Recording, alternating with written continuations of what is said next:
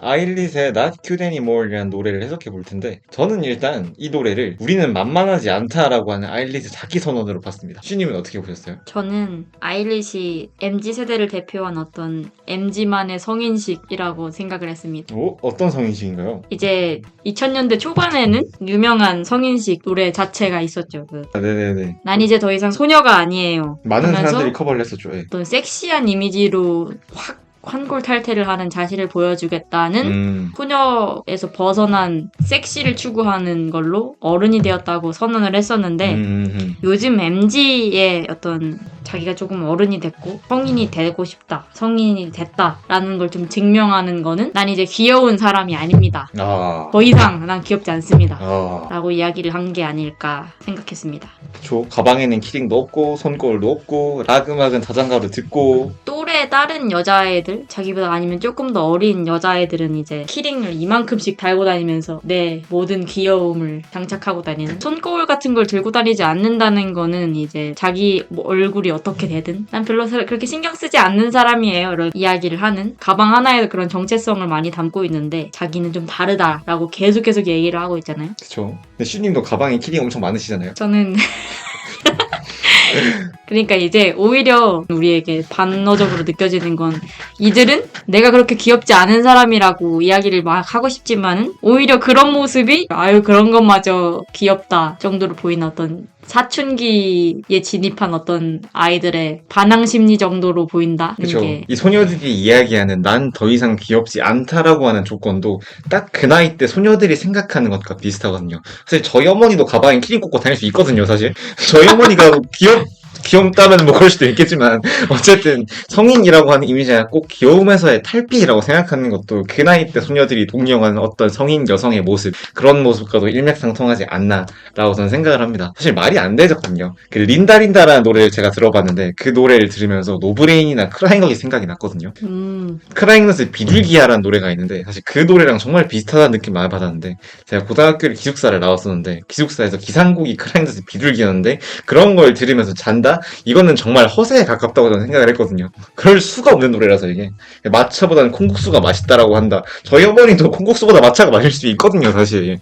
근데 요건 이제 말차보다 고소한 한정판 콩국수를 이야기하는 거는, 말차를 먹는 것도 그 자체도 요즘에는 어른들의 취향을 가져온 느낌이 그 자체로 있는데, 그것보다 난 그냥 거의 할머니 취향을 먹겠다. 그걸 뛰어넘는 콩국수 그런 걸 먹겠다는 건 그냥 고소하면서도 끝판왕을 나는 먹는다. 너네들과 좀 다르다. 이런 의미에서 난 좀 다르다는 걸 보여주고 싶은 게 MZ들만의 어떤 성인식 마음, 그걸 좀 투영한다고 생각을 했어요. 그렇죠. 그런 의미도 수용을 할 수가 있고, 아일릿의 이야기를 팬들에게 담아냈다고도 생각을 하는 게, 실제로 유나가 인터뷰한 내용을 보면은 자기들끼리 이야기할 때는 마차보다 콩국수 얘기가 더 많이 나온다. 사람들은 우리가 마차를 더 많이 먹을 거라고 생각을 하는데 아마 그건 우리의 귀여움 때문일 거다. 그런 인터뷰 내용이 있는 걸로 봐서는 팬들을 위한 약간의 이스터에그를 넣은 게 아닌가 싶기도 하고요.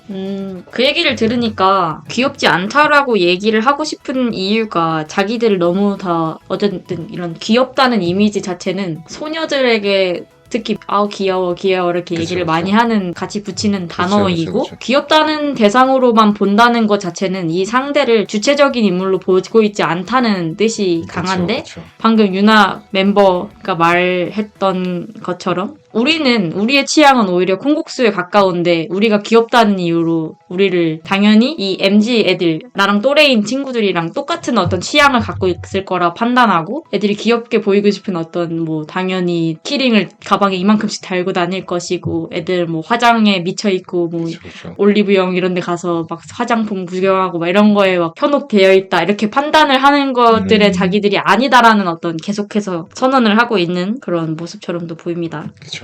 그러면서도 또 소녀적인 면모는 기색 가져가는 게, 사실 다른 사람들이 너 안 귀여워, 너 성인이야 이렇게 말해주면은 스스로 나 더 이상 귀엽지 않아, 나 성인이야 라고 굳이 말하고 다니는 이유가 없거든요. 그렇다는 건 다른 사람들은 여전히 나를 귀엽다고 생각하는 거고, 또 나 자신도 나 스스로를 나 어른인가? 아리까리하고 스스로를 어느 정도 소녀라고 생각하고 있기 때문에 계속 이런 말들을 하는 거라고 생각을 하는데, 계속 성인임을 주장하지만 이들은 아직까지는 어린 소녀의 마음을 가지고 있다 정도로도 볼 수 있을 것 같아요. 같네요. 이게 약간 되게 재밌는 포인트인 게 실제로도 소녀의 시기에 있는 어떤 친구들 겪어왔던 어떤 사춘기들을 제 생각을 해보면은 그때 당시에는 자기가 되게 여성을 상징하는 어떤 귀엽고 예쁜 어떤 그런 느낌을 굉장히 싫어하는 친구들도 상당히 많단 말이에요. 그때 당시에는 그게 뭔가 오글거리고 부끄러운 느낌이고 나는 저렇게 막 귀엽고 뽀짝하고 이런 거 아닌데 나는 그렇게 생기지 않았고 난 뭔가 그런 이미지 싫고 난 조금 더 좀 다른데 이렇게 하고 싶은 마음이 들기도 했고 저도 심지어 저는 8살 정도부터도 공주님 싫다. 공주 싫다. 저는 막 돼지다. 야, 돼지가 더 좋다. 막 야, 쉽지 이러면서 않은데, 그거? 이런 식으로 야, 돼지공주.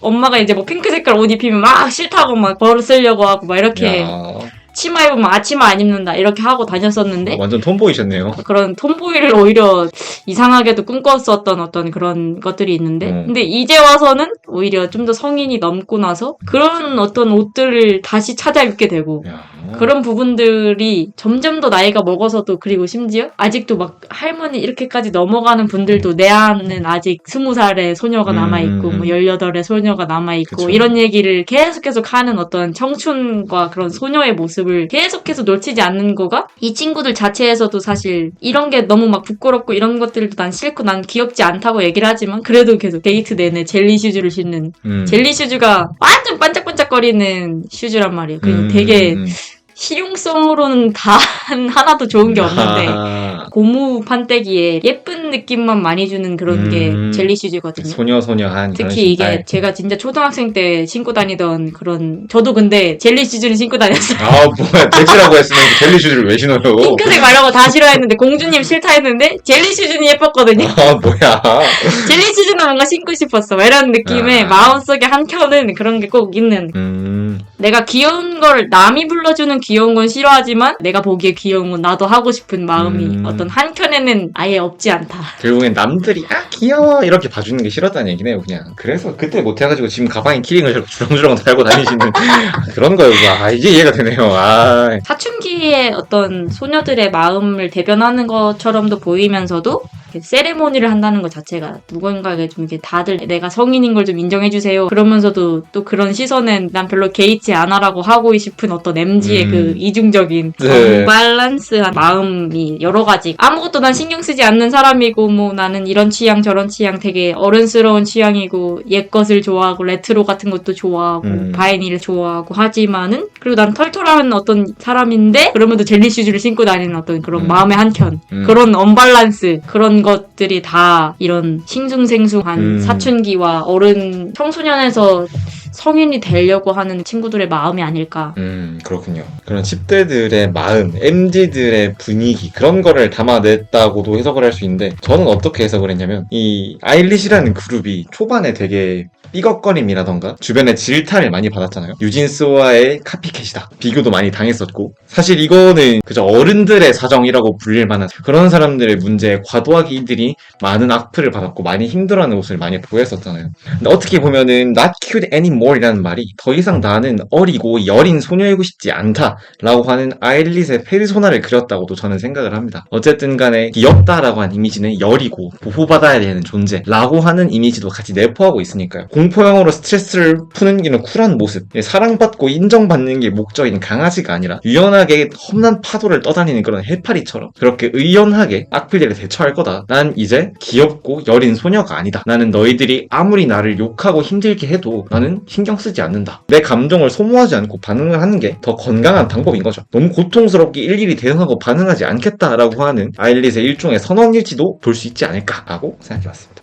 다른 말로는 이제 강아지보다 느슨한 해파리가 좋아 라는 말과 대체할 수 있는 말은 강아지보다 나는 불가사리가 좋아 라던가 그런 식으로도 해석을 할 수가 있는 거죠. 왜 불가사리는 갑자기 불가사리도 이제 말씀을 드릴 것 같으면 불가사리도 뇌가 없습니다. 불가사리도 뇌와 심장이 없고 불가사리도 마찬가지로 그 5가지 자기 다리로 신경이 뻗어있는 형태이기 때문에 얘도 고통을 느끼지 못해요. 다리 하나가 없어져도 다리가 없어졌네? 하고 말거든요. 그렇게 의연하고 담담하게 넘어갈 수 있는 이런 해파리의 모습, 불가사리의 모습 그것이 바로 많이 고통을 느꼈던 많이 아파했던 아일릿이 얻어낸 그들만의 답이 아닐까 그들만의 선언이 아닐까 생각을 하고요.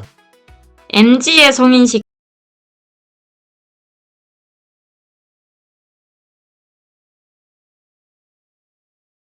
어떤 욕망이 좀 있다. 싱숭생숭한 사춘기를 보내고 있는 MZ들의 성인식이었다라고 정리를 해봅니다. 좋습니다. 다음 시간에 뵙겠습니다.